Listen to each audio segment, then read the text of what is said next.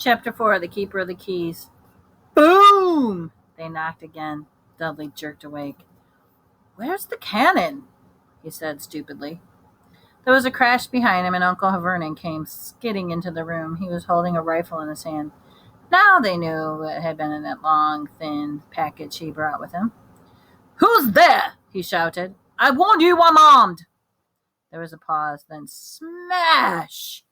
The door was hit with such force that it swung clean off its hinges. With a deafening crash, landed on the flat on the floor.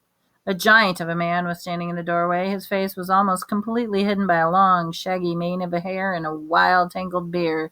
You could make out his eyes, glinting like black beetles under all that hair. The giant squeezed through the hut, stooping so that his head just brushed the ceiling. He bent down, picked up the door, fitted it easily back into its frame. The noise from the storm outside dropped a little. He turned to look at all of them. "Couldn't make me a cup of tea, would you? It's no better than a very easy journey."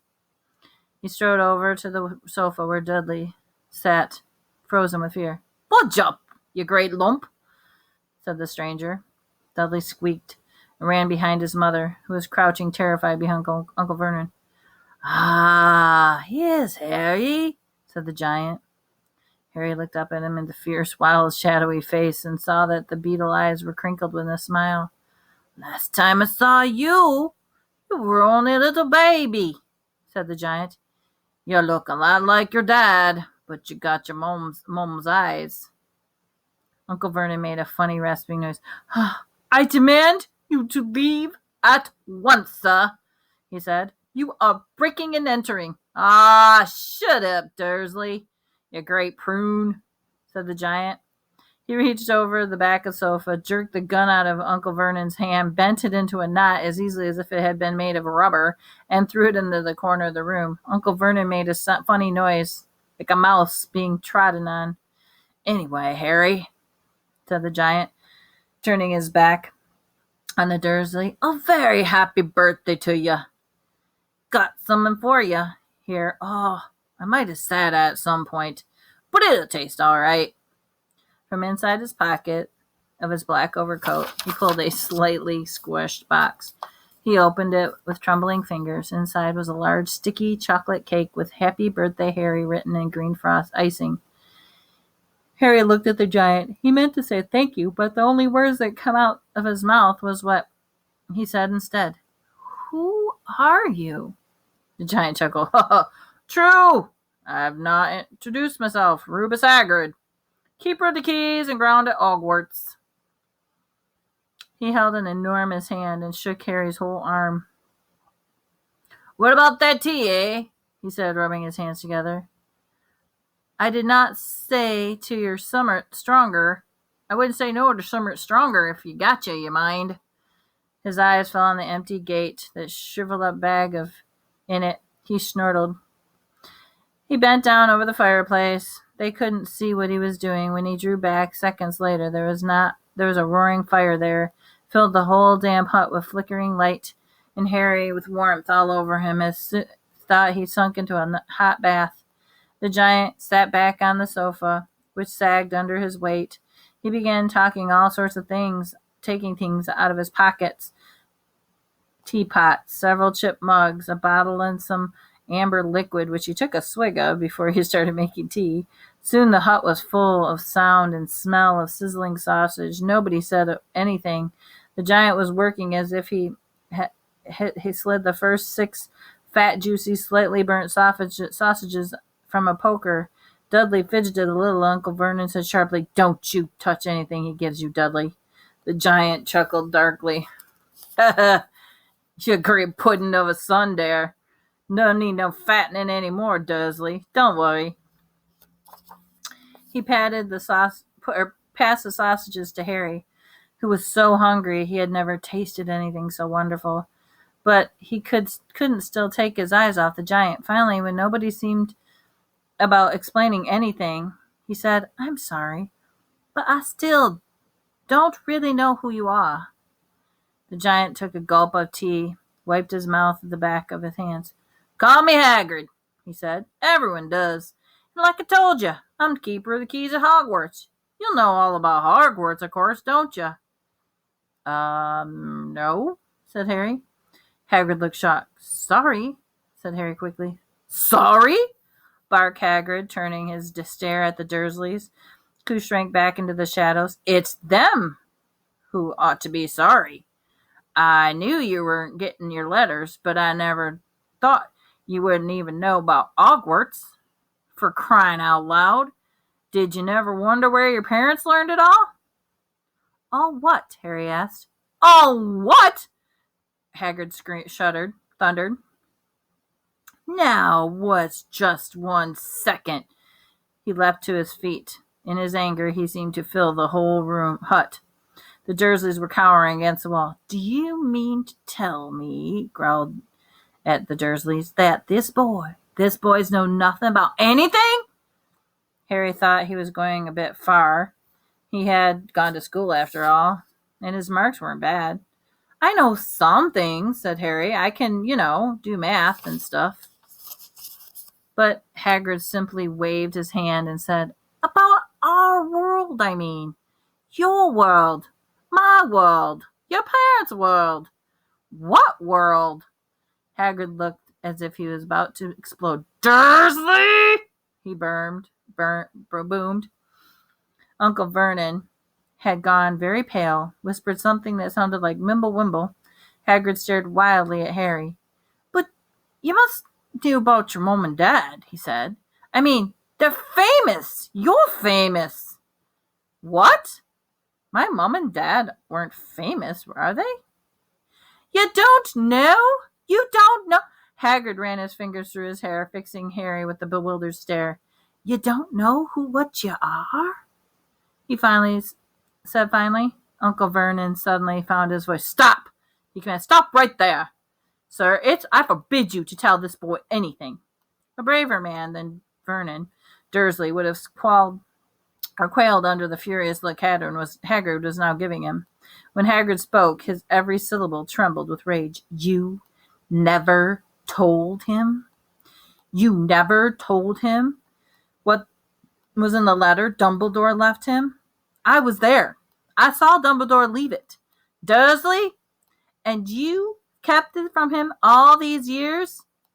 Kept what from me? Harry asked eagerly. Stop!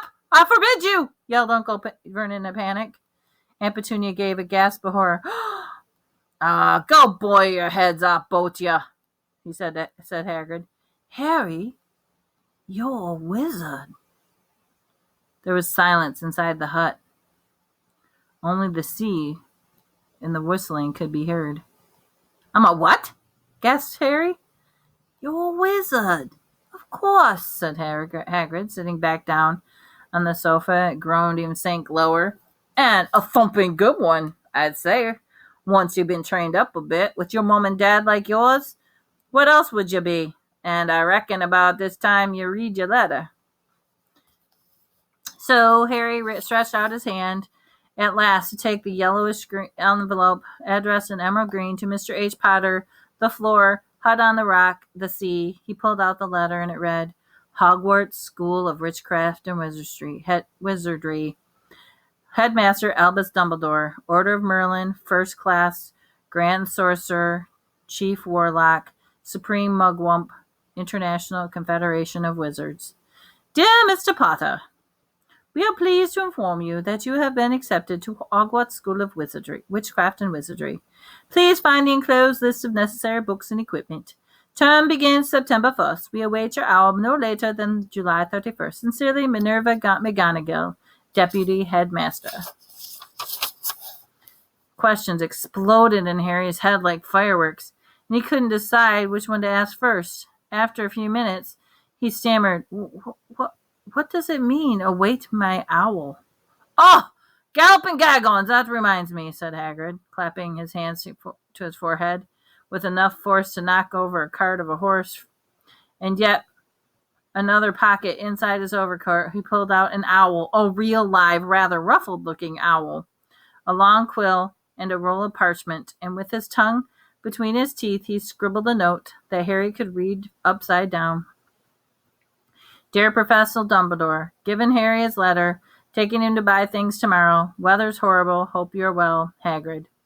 Hagrid rolled up the note, gave it to the owl, which clamped on in its beak, went to the door, and threw the owl out into the storm.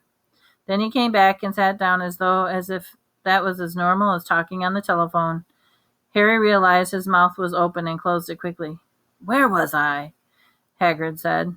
At the moment, Uncle Vernon, still ashen-faced, looked very angry, moved into the firelight. He's not going, he said. Hagrid grunted. I'd like to see a great muggle like you try to stop him, he said. A what? Asked Harry. A muggle, said Hagrid. It's what we call non-magic folk, like them. And it's your bad luck. You grew up with the family that's the biggest muggles I've ever laid eyes on. We swore when we took that boy in, we'd stop all that rubbish, said Uncle Vernon. We swore we'd stomp it out of him, the wizard indeed. You knew, said Harry. You knew I'm a wizard? Knew? Shrieked Aunt Petunia suddenly. Knew? Of course we knew. How could you not be? My dratted sister. What was she? What she was? Oh, she got a letter just like you, and disappeared off into that school, and came home every vacation with the pockets full of frog spawn, turning teacups into rats. I was the only one who saw her for what she was, a freak. But for my mother and my father, oh no, it was Lily this and Lily that. They were so proud of having a witch in the family. She stopped to draw her breath and then went on ranting on. It seemed like she'd been wanting to say this for years. Then she met that Potter at school, and they left and got married, and they had you. And of course, I knew you'd be just the same, just as strange, just as abnormal. And then, if you please, she went and got herself blown up, and now we got landed with you. Harry had gone very white as soon as he found his voice and said, blown up? You told me she died in a car crash. Car crash? Roared Hagrid, jumping up so angrily that the Dursleys scuttled back into their corner. How could a car crash kill Lily and James Potter? It's an outrage. It's a scandal. Harry Potter, known for only his story, when every kid in our world knows his name.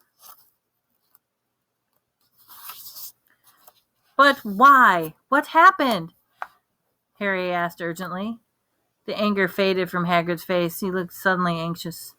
I never expected this, he said, in a low, worried voice. I had no idea. When Dumbledore told me he might be in trouble getting hold of you, how much you didn't know. Ah, Harry, I don't know if I'm the right person to tell you, but someone's gotta. You can't go off to Hogwarts not knowing.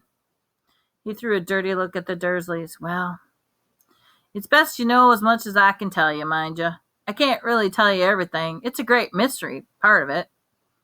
He sat down and stared into the fire for a few seconds, and then it began, I suppose, with a person, but it's incredible. Yeah, I don't know his name. Everyone in our world knows. Who? Well, I don't like saying the name if I can help it. No one does. Why not? Gulping gargoyles, Harry. People are still scared. Blimey. It's so difficult. See, there was this wizard who went by bad as they could be. Worse than worse. His name was... Hagrid gulped, but no words came out. Could you write it down, Harry suggested. Nah. Can you spell it? All right. Voldemort. Then Hagrid shuddered. Oh, don't make me say it again. Anyways, this wizard, about 20 years ago, started looking for followers. He got him, too. They were afraid. Some just wanted a bit of his power, 'cause he was getting himself power, all right. Dark days, Harry, dark days.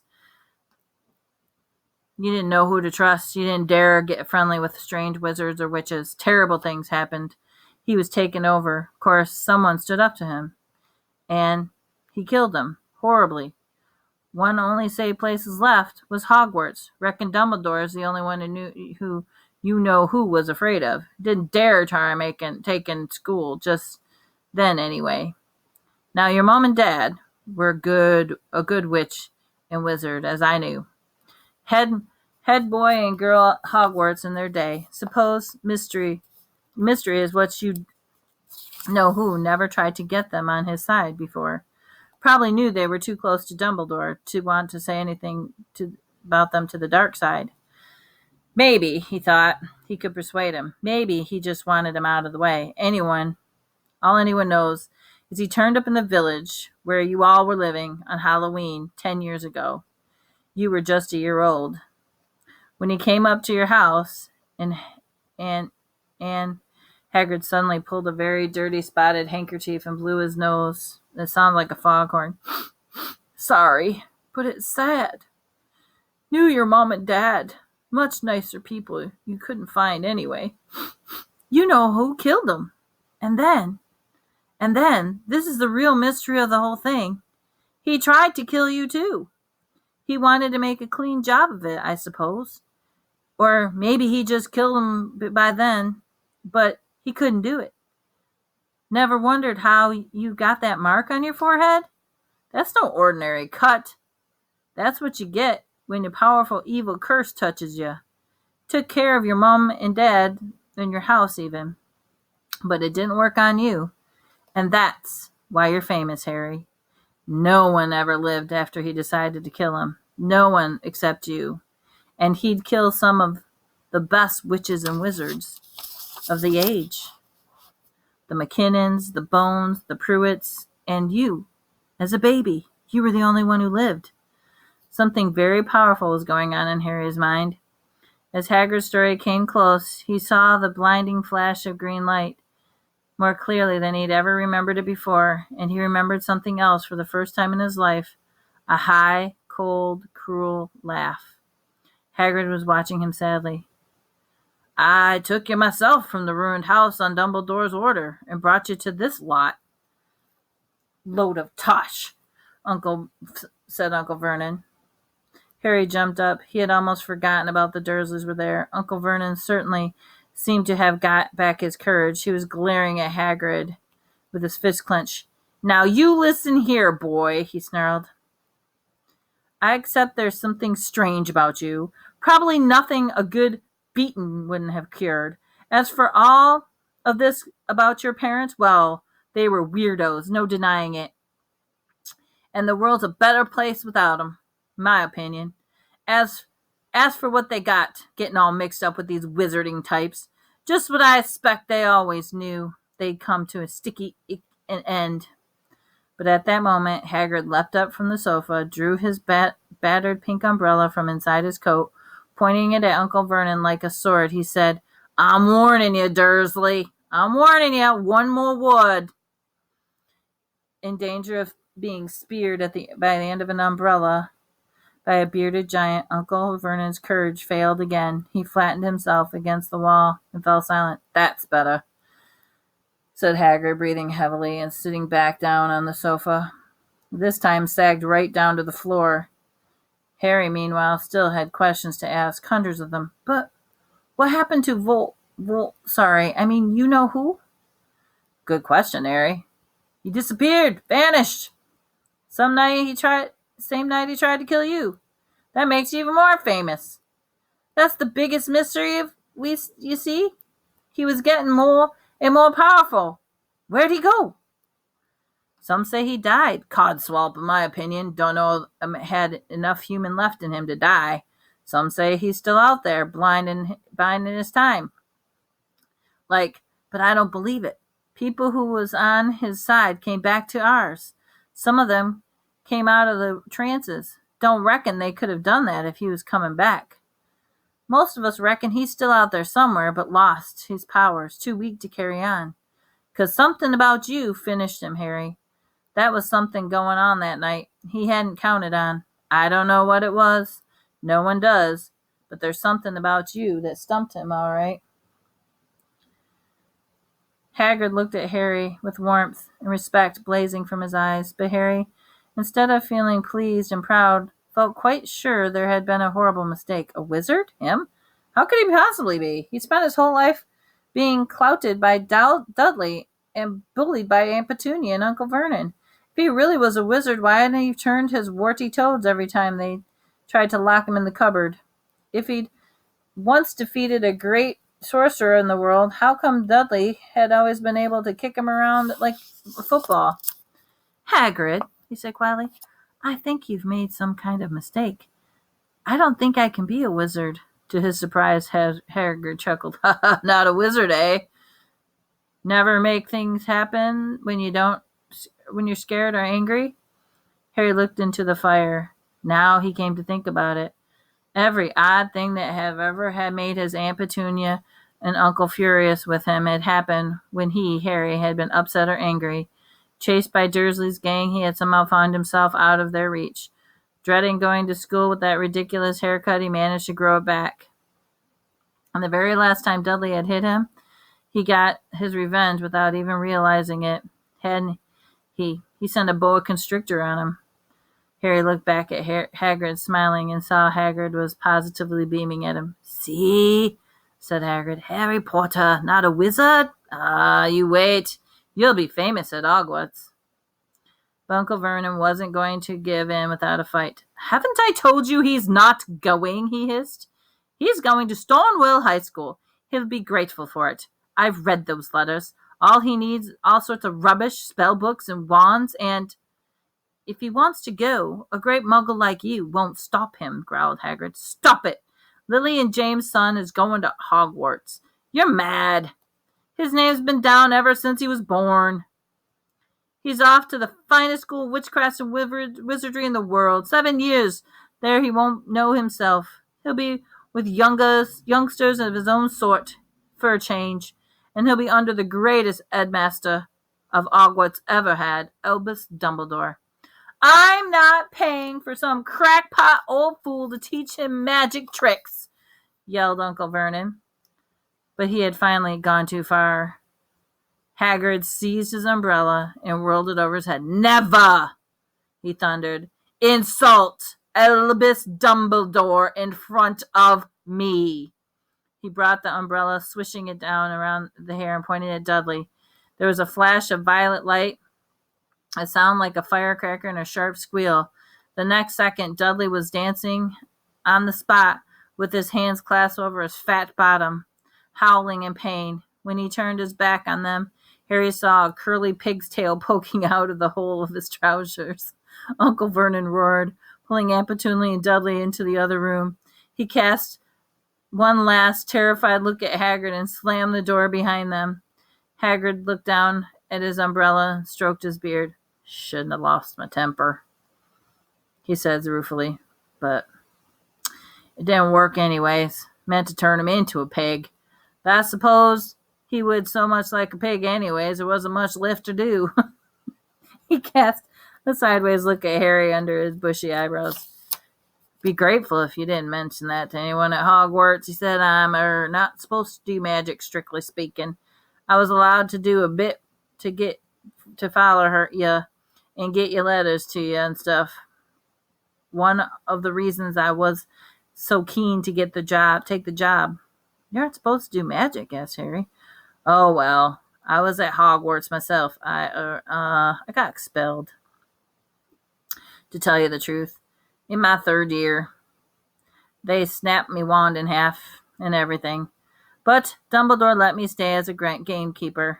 Great man, Dumbledore. Why were you expelled? It's getting late. We've got lots to do tomorrow, said Hagrid loudly.